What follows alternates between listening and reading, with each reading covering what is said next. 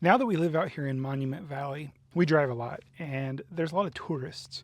If you go down to the Forest Gump Hill, Forest Gump Point, whatever it's called, people will sit down in the road to take photos, and they'll stand in the road with traffic coming, and it's like 60 miles an hour. I thought maybe I should get a dash cam.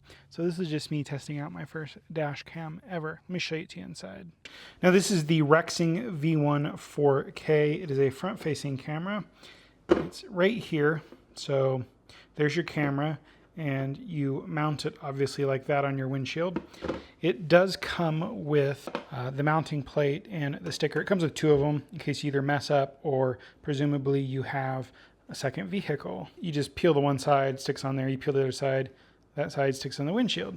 Mine has not fallen off, and it's been like 98 degrees since it went up. It also comes up with some cable management clips, so you can kind of put the wire down. That's pretty much it. It does not come with an SD card, MicroSD, whatever, so you need your own. You can adjust the angle of the camera with these wheels. You just click those, it's on either side. And it's pretty simple. I'll show it to you plugged in the car, and then we'll just jump into some footage. So you can see here I have the little thing for it, and we'll just take the camera, get it oriented the right way so the camera's that way. And then we just slide the big piece on here. Well, come on. There we go. Slide it on. Power cable goes right there. It does come with a really long power cable, and unfortunately it's that, really old USB micro, mini, I always forget which one's which.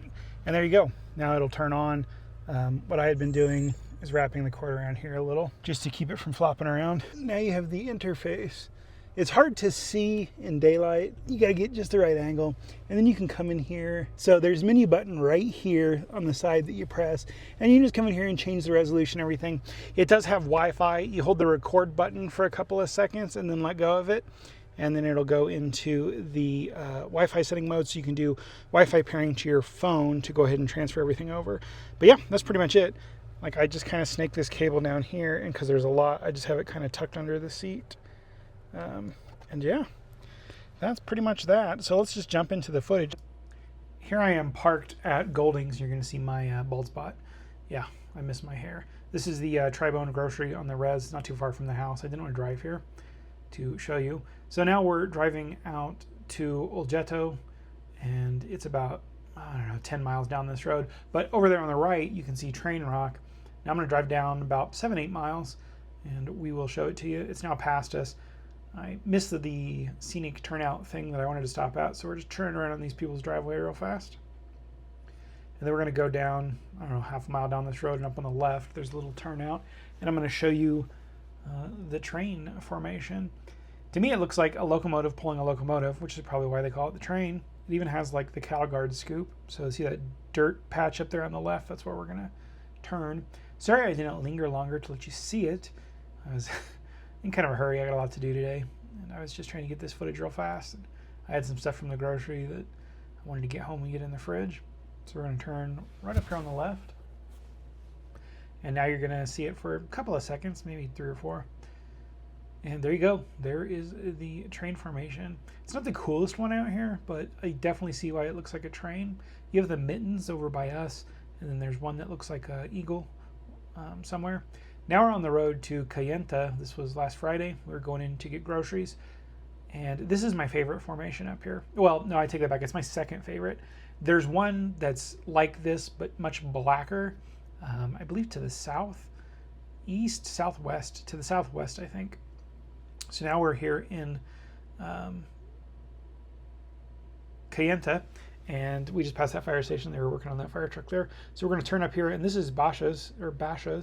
It is the next closest grocery store. It's about 35 minutes away. And we'll just go ahead and pull into this parking lot. This was Friday, and we were just getting our groceries. And sometimes we'll go to Blanding, which is about an hour and 35 minutes away. And then we'll go down to Farmington, New Mexico every 6 weeks or so. And we will get Sam's Club. So now we're just going to back out of the spot here. We're going to head over to the Taco Bell. I'll show you us parked there. We like to get Taco Bell after we get groceries. It was something we did in Indiana, and we're trying to keep it going here. And you're going to, just kind of see this little parking lot. You've got a McDonald's here, a Taco Bell. There's a Sonic's down to the right some. And, yeah, just this nice little town here We drive through here a lot to go places. It's kind of the closest population center. I wonder what that black dot is about the sun. Is it just overwhelming the pixels? So here we are at Taco Bell. There was a car parked up by the building, not in the handicap. You're going to see him back out and leave. And then I'm going to go ahead and drive up there so my wife doesn't have to walk as far. She ran in to pick up our app order. And yeah, it was a pretty good street chalupas we had. Although they gave us 2 street chalupas when we ordered 2 orders, and we had to explain to them, or my wife did, that no, you get 2 per order. And they were like, yes, you have 2. And we're like, no, we ordered 2 orders of 2. And the manager had to come out and be like, yeah, guys, give them 2 more. So that was kind of funny. It was like a who's on first kind of situation there. But yeah, that's pretty much it. I'm really happy with this camera. It'd probably be a lot better quality if the windshield was clean, but it's really hard to keep it clean out here because you get a lot of bug strikes and the dust and everything. When it rains, you get like dust on the windshield because it gets in the rain, or then a little wind kicks up and deposits the really fine dust. But I love this camera, and I'll see you guys in the next video.